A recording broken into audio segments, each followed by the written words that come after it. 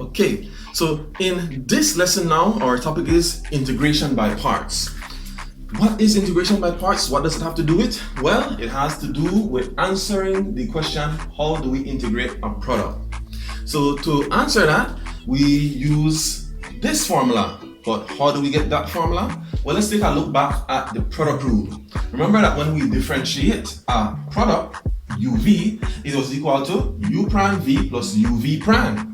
So let's say we were to integrate this, right? Let's say we integrate both sides of our equation here.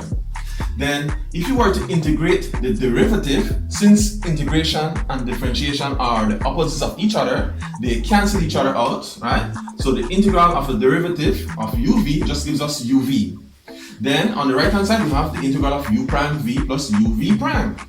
Now you might say, but well, that's not helpful because then I just have the uv. How do I integrate the product? Well, to do that, we will use one of these two sides here.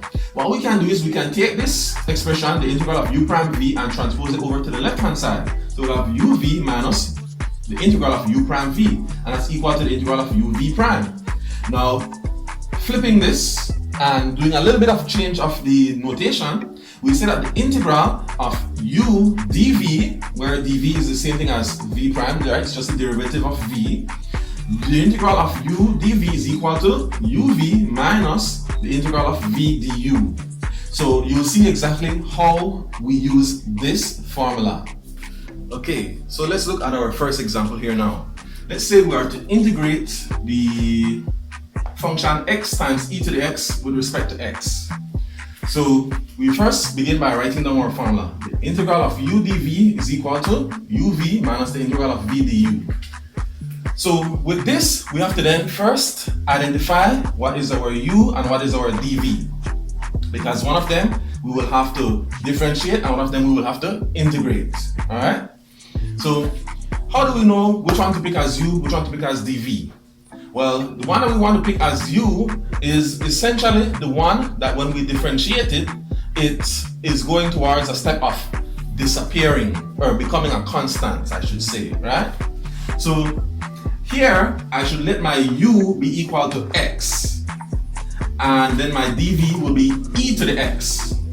So whenever I pick the u, that is the one that I will differentiate, as I will have here du in my formula. So when I differentiate x, I get that du is equal to 1. If my dv is e to the x, then that means I have to integrate it to get v. Right? Remember that the derivative of v is dv, so then the integral of dv is v. So when I integrate e to the x, as we learned in our previous lesson, the integral of e to the x is e to the x. So I have my u, I have my dv, I have my du, and I have my v, all that I need to substitute into my formula now. So when I integrate x e to the x with respect to x, I'll have uv. So I take the u and I multiply it times the v. So I get x times e to the x minus the integral of v du.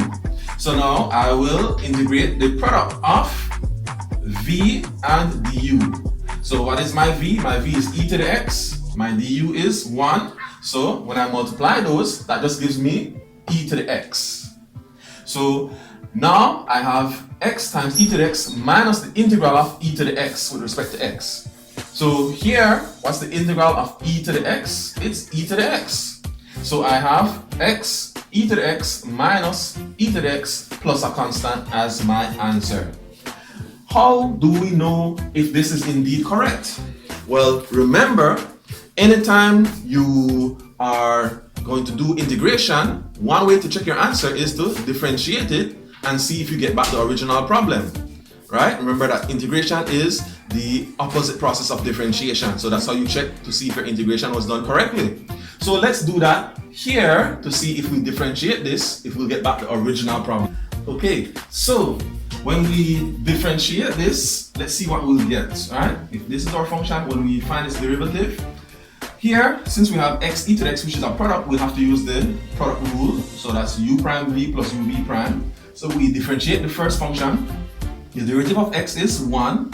We multiply that times v, which is e to the x, plus uv prime. So we keep the x and then we differentiate e to the x, but luckily for us, that is the same e to the x, and then minus the derivative of e to the x, which is just e to the x, and then the derivative of our constant is 0. So simplifying, 1 times e to the x is just e to the x. So I have e to the x plus x times e to the x minus e to the x. The positive e to the x and the negative e to the x cancel each other out, and I'm left with just x times e to the x, which is indeed the original problem. So that means that this answer that I got for my integral is correct.